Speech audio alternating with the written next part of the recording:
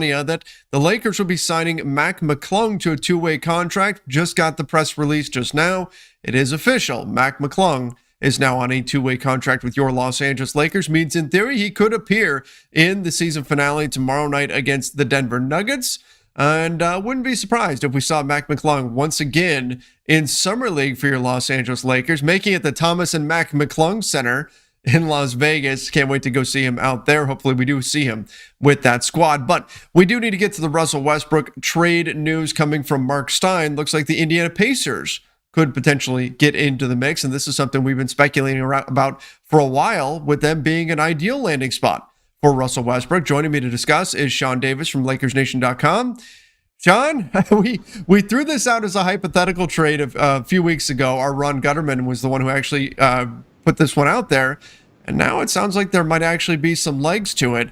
Malcolm Brogdon and Buddy Hield for Russell Westbrook. What do you think? Well, first, I think we need to give credit to Ron. I mean, For sure. Credits to Ron for coming up with the idea of the trade.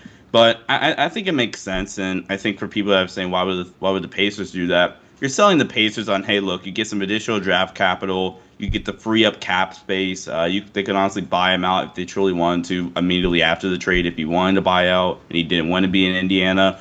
Or you could just say, hey, you know what, Russ is expiring and we'll just get his contracts off the books after the season anyway, and then you get to build towards the future with Tyrese Halliburton, Chris Duarte, and assuming they kept Miles Turner, you get to build around that nucleus of guys. Because Indiana, I don't think they want to be rebuilding that much longer, especially with a coach like Rick Carlisle. So this would be a move that they could quickly kind of get back on their feet, get some extra cap space, and get a couple of first-round picks in the future. Yeah, so what Stein gave us was that, first and foremost, that it's widely believed that Malcolm Brogdon will indeed be on the trading block. Now, he's had plenty of injury issues this season. He was in and out of the lineup constantly for the Pacers. But when he's on the floor, skill set-wise, I think he's a perfect fit next to a guy like LeBron James. Again, the Lakers should absolutely be wary of those injury concerns, though, particularly given LeBron's own injury issues as well as those of Anthony Davis. But Stein, and he stressed could here, the Pacers could, or this option could present itself, is to clear some cap space by using Russell Westbrook's contract. Now, I think it's important, too, that we stress this is not the Pacers trying to trade for Russell Westbrook. This is more about the Pacers wanting an expiring contract to get this money off of the books. As of right now, you've got Buddy Hield has 2 more seasons on his deal. Malcolm Brogdon has 3 more. This would give the Pacers cap room after just 1 season. Russ's contract would go away. This isn't necessarily about getting Russell Westbrook to play him, but still similar idea to what we saw with the Charlotte Hornets, where the Hornets will be trying to clear long-term salary by using Russell Westbrook's expiring contract. That's a selling point for the Lakers. They can go to teams that have guys that presumably might fit better alongside LeBron and Anthony Davis than Russ did, and take on longer deals and offer those teams some cap relief in the future, in the near future, because of Russ's expiring contract. So again, it's a different dynamic because in theory, the Pacers would probably wind up just waiving Russell Westbrook. We don't know for sure, but that's probably the way they would go with this. They're not going to put much value on Russ himself, whereas the Hornets might be getting Russ to actually play him. But in any event, good to have options if you're the Los Angeles Lakers and you're looking to deal Russell Westbrook. Good to hear that there's already at least some, even if it's just rumors, interest in Russ's expiring deal. Sean, if we're looking at both trades on the surface, and by the way, there's the one that we reported the other day, and this is what we've heard, it would be Kelly Oubre Jr. and one of Gordon Hayward or Terry Rozier. That's what's out there. That's what the rumor is at the moment. And then this other one would be Malcolm Brogdon and Buddy Hield. No mention of Miles Turner. Stein stressed that Miles Turner, the Pacers might actually be looking to keep him, extend his contract. So Malcolm Brogdon, Buddy Hield for Russ. Assume you have to throw in probably a first into either deal. Which deal do you think is better for the Lakers? I think if it's only one first for both deals, like if the Pacers say, hey, you only have to throw 1 first in, and the Hornets say, hey, just throw 1 first in, I think that Pacers deal is better. I think Brogdon and Buddy Hield is the better deal. I think those guys fit. I think they fit really, really well with LeBron. 2 off-ball players, or 2 guys that can be off the ball. Both guys, we know how good of a shooter Buddy Hield is. Malcolm Brogdon, outside of 2 years of his career, he's a 38% up.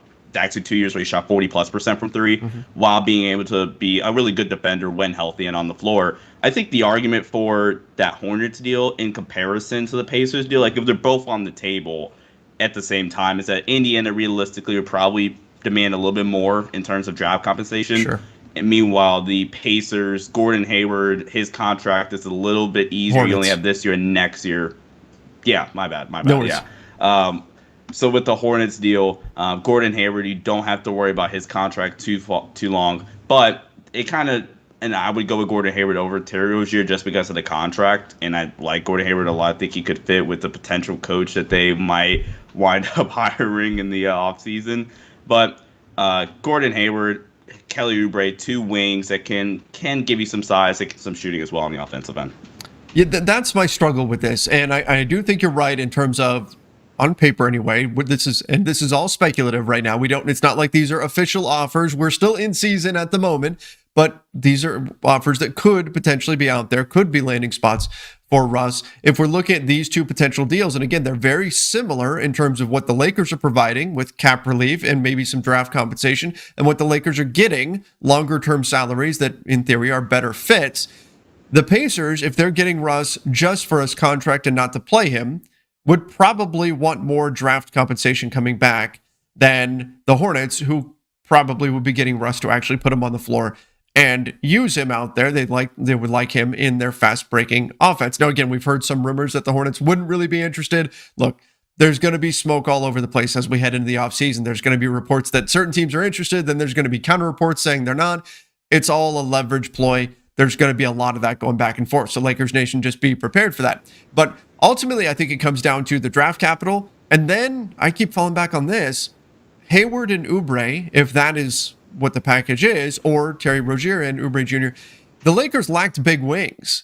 And you're getting that with Oubre Jr. You're getting that with Gordon Hayward in the Hornets package. You're not getting that in the Pacers package. You're getting 2 guards. Now, Malcolm Brogdon is a 2-way player. Buddy Hield, not so much. He's certainly a shooter, and the Lakers have long been enamored with him, so maybe there's that angle, the one who got away, right, with Buddy Hield. We did hear rumors that the Lakers actually, after trading for Russell Westbrook, once they got into the season, maybe had a bit of buyer's remorse and actually contacted the Kings about still trying to get a Buddy Hield deal done. The Kings were not interested in that.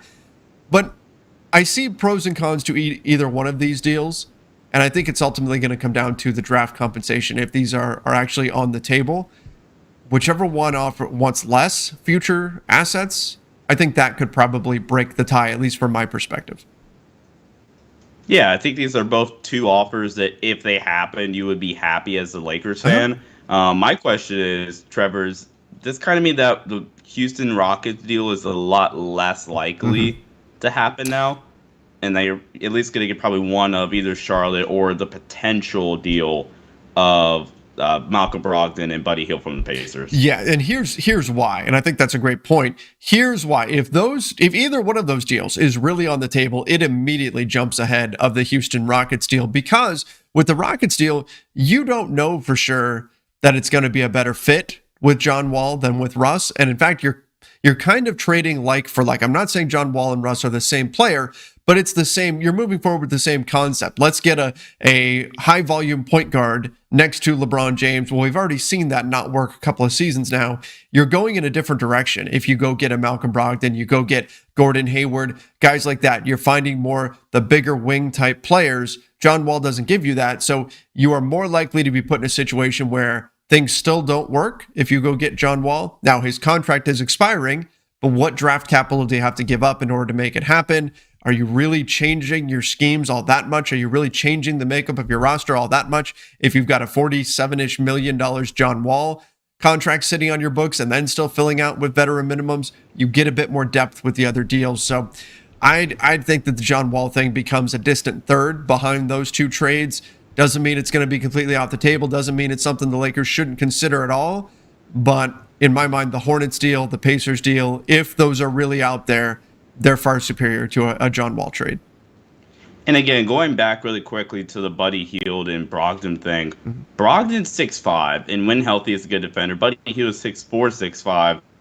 And that's already, in terms of just size on the court, matching up. Like, if those are your two guards in your Mhm. lineup, I wouldn't be surprised if Buddy Hield would come off the bench next year, though. But that's either here or there. But if those are your two starting guards, that's a significant size increase than what they put on the floor this year. So I think we have to think about that as well. Sure. Yeah, and that's a good point as well.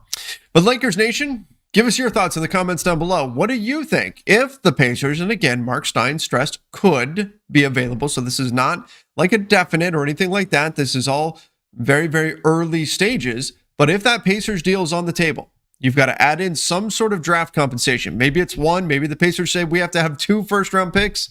I don't know. That feels a bit steep given the amount of money that you're saving them. But if they say Malcolm Brogdon, Buddy Hield in a package for Russell Westbrook, do you like that? Would you prefer to do something with the Hornets for either Gordon Hayward or Terry Rozier and Kelly Oubre Jr.?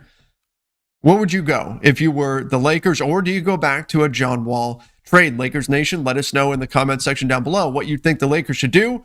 Stepping back, big picture, I still think it's a good sign that all of this stuff is already coming out, that all of these potential options are already materializing for the Lakers. We know they're going to try to trade Russell Westbrook this offseason. Got to have stuff available on the table in order to do it. And the fact that we're already seeing this stuff right now, I think that's a good thing for LA. But again, Lakers Nation, give us your thoughts in the comments down below. Don't forget, subscribe right here to the Lakers Nation YouTube channel. Ring that notification bell as well. Till next time, see ya and stay safe.